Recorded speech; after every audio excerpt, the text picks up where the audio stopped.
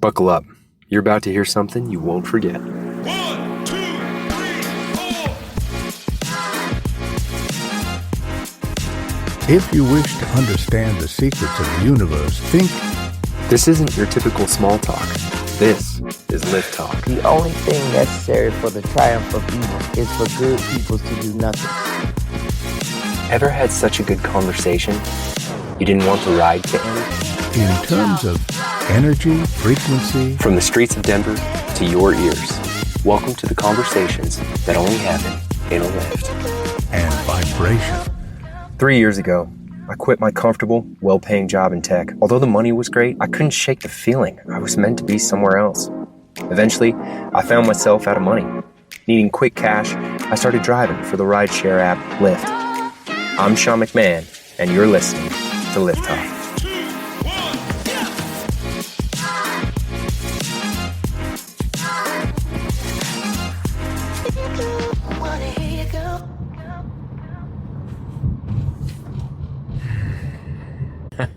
What do you mean, like lately?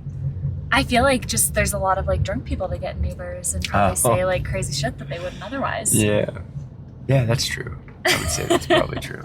You probably have some fun stories. Well, I've had an interesting one tonight. I think it'll be a good way to wrap it up. Yeah? What was it about? Well, he was a man, and I'm pretty sure he was gay, Okay. but he was Southern, and Already a dichotomy. I love what you're posing. and I think he was gay because we were talking about serial killers or something, and This one does. because we were talking about. Anyway, I was telling him about a similar story because he was asking me about those stories, and there was one lady who was terrified. She was this older lady. Anyway, I won't tell you the full story, but I was telling the story to him, and then he was like, well, speaking of psychos, like, are you dating anyone? And so, like, I've only had gay men ask me that. gosh, Like, straight men don't interesting. ask me if I'm dating someone. So, Really? yeah, that's not a straight That's something man to unpack. question. That's interesting. Yeah, not a straight man question. And he had, I don't know, he had the twang. I don't know. So anyway, I drop him off at this fair, Yeah. and then I get an immediate ride, and 3 people get in, and then halfway through the ride, one of the people is like, oh shit, I forgot about my friend, and calls him. Turns out the guy I just dropped off Was the friend. their friend. What? And then the lady in the car with me is like, so well, let me ask the you, serial like, killer. yeah. The lady in the car was like, so let me ask you, like, do you always confuse like gay with Southern or something like that? And I was like, no, but like I lived with a gay guy in college. I think I know gay. Like, anyway, Yeah. but yeah, I don't know if his friend knew he was gay. I don't know. Really? Yes. So Oh, it was like that's I wasn't gonna fascinating. out him for him. No, So that's I the didn't. appropriate Yeah. response. I didn't share like, no, I'm pretty sure because he hit on me earlier. But Also, like, if that's your friend and you don't know it and you're picking it up in a 5-minute Uber ride or whatever, like, you need better friends? Question mark? well, I don't know. They were roommates, he said, and maybe he knows he's gay and he doesn't care. I mean, he seemed he Or maybe only he's talked. in denial, or I Maybe don't he's know. in There's so many denial, people that yeah. are so uncomfortable with things that they can't even like acknowledge. Yeah, maybe. That's super interesting. Yeah, but they were all very nice. The lady, so there were 3 of them, but I got the impression she was in love with the guy in the middle, but she was white, and the guy in the middle only dates women who are not white. And so anyway, the whole time I was getting this energy from her that she was kind of in love with him and kind of angry about the situation. That was orange. Angry about the situation that they weren't dating each other. And then as I was thinking that, then of course the conversation turned to the one dude who forgot his friend, who was also very nice about it. He called him and was like, dude, like, I will buy you an Uber right now. Meet me at my house. Aw. Like, you know, he was clearly sad Yeah, that his a good buddy, friend, right. yeah, he was a good friend. Yeah, then he brought up, like, why don't you just date her? And he was like, no, she's not my type. And she's like in the car, and she was like, yeah, I don't know. I guess she got a 36 on her ACT, and she even brought up at one point, like, I thought you were really into intelligent women. And anyway, yeah, it was. How old were these There was, I think they were in their early 20s, mid 20s. Whoa. Yeah. Types is always such an interesting concept to me. What do you mean? Like, Oh, like who you're into? yeah, like who your you're type? into. I think that people place such interesting parameters around their type.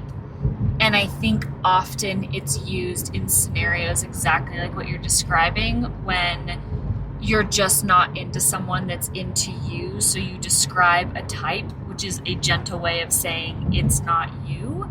But I always think that the exception comes along and that same person ends up seeing it years later of like, no, the reality is I just fell in love with the right person, and type is a fallacy, and it's a safe way to tell people you don't want to be with them. And that's, I mean, some people are pretty rigid about their type, and like, I think there's... Because we all know that person who's like, ex-girlfriend looks exactly like their wife, or like vice versa. Right, it's like, right. we all know that one Yeah, person who's there's like... exceptions to every rule, but I do think, like, I've heard that so many times of like, oh, like, yeah, she just wasn't my type, or he wasn't my type. And then years later, you see who they end up marrying, and you're like, well, I mean, it was just wrong person, wrong timing, and you fall in love when you fall in love, and I don't know.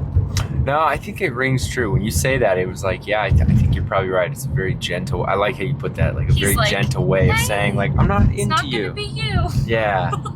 Which, I'll be honest, her vibe was like, yeah, I wasn't into her either. Her vibe was kind of... Sounds a little intense. Well, and like at one point, I can't remember what, maybe it was the guy said something, and she goes, what did she say? She said something, and then he goes, yeah, I mean, like, they were talking about who his girlfriend was, who he had asked to be exclusive. So it had just come, he was telling his friends, right, So for the first time that he was now exclusive with this girl. Oh. But I guess he was a bit of, the girl called him a bit of a slut. And so there was like this little bit of, clearly the man, you know, kind of explores his options. Anyway, at one point he goes, well, you know, I want to date someone who likes me and is nice to me and like builds me up. And that was definitely not her. And so it was just kind of like, yeah, to your point, like there was a lot being said that gentle wasn't letdowns. actually being said. Totally. Yeah. Oh, that's so funny. I want to Yeah. date someone who's I nice to me. Yeah, like what a concept. Right. Okay. High standards. Yeah. The bare minimum. The bare minimum. Yeah. Yeah. That would be so fun listening to these conversations. I would love that about Uber. Like, I don't know if you've ever heard of the podcast Normal Gossip. No. It's fantastic. And the whole premise is we all live for the tea. We all want the, you know, the gossip. But Yeah. it's best when it doesn't actually involve you in your own life. You just want something to gossip about. Oh yeah. And also how like gossip historically is a really interesting way of passing information in a form of like social connection, and it's particularly powerful for women. Like they do a very nice job of setting it up contextually. Interesting. But yeah, they have people call in with fantastic, juicy, gossipy stories, and they tell these stories, and it's great because you can listen to it and be like, that was so satisfying, and it's not my coworker, and it's not my mother-in-law, and it's not my sister, because it's a disaster to where I can't stop listening to it, but it doesn't actually impact my life. Yeah. And I feel like you probably get a lot of stories like that. I get a lot of stories like that. I'm glad you're exploring the podcast route. That's fun. Thanks. What would be the premise of just like, again, like things you hear in an Uber? Yeah, the name we seem to be, we can poll you guys if you want, but the name that seems to be chosen, actually a writer gave us the name. It's called Lyft Talk.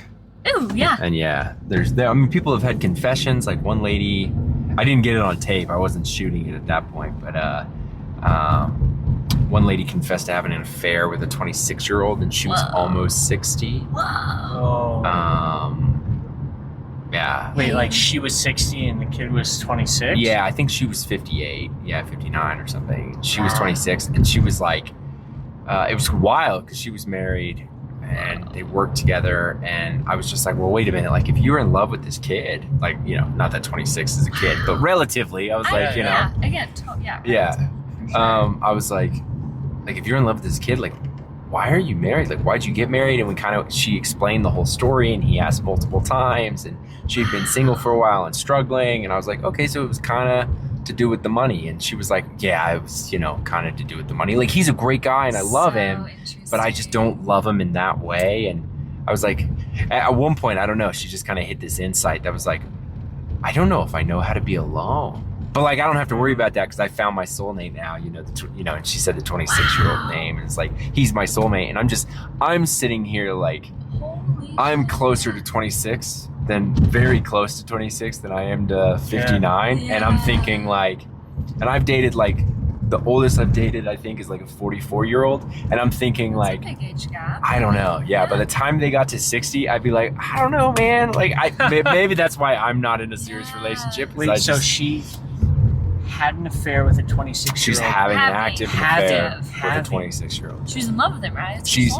soulmate. very I convinced. was trying to there. connect that dot. I was Yeah, like, and she's like actively sneaking Well, him it's into also their fascinating house. that you very well may be the first and only time she's ever said any of that out loud. Right? Oh yeah, yeah, Because who else is she gonna tell that to? I've had multiple Only people a perfect say that. stranger that would never. yeah. have I've had any multiple connection to people her say life that. Otherwise, totally. Like I had a buddy I took mountain biking the other day, like a couple weeks ago, and he told me about all this childhood trauma, and he's like crying. And I took him to one of my favorite Chinese restaurants, which everyone needs to cry, get out your cries, but Yeah. like maybe don't do it at my Over favorite orange Chinese chicken, restaurant, right? man. Like we're having a moment here. I love orange chicken, like Jesus, I'm dude. hungry, right? But anyway, it was fine. He like gets it out, and then he like.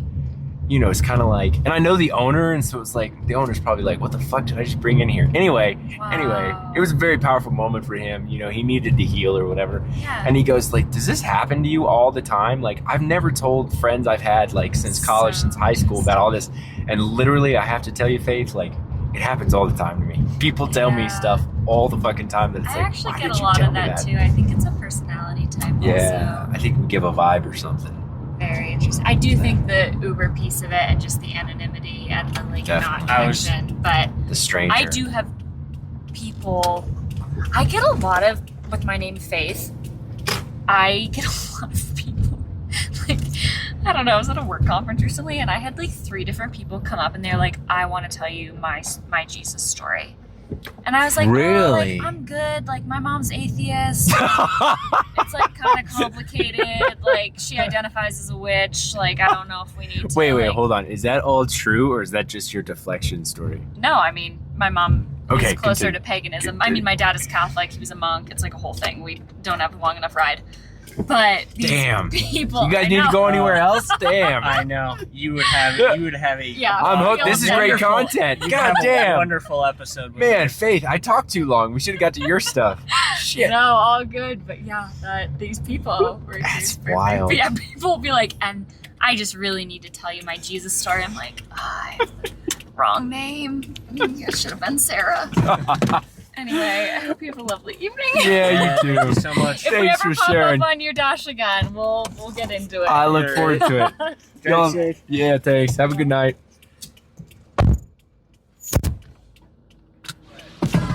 That's it for today's ride. Huge thanks to the passengers who let me share their stories. The show wouldn't exist without you. If you enjoyed listening in, come join me over on my Substack, where you can support the podcast and be part of the community. Thanks for riding along. I'll see you next time. Goodbye.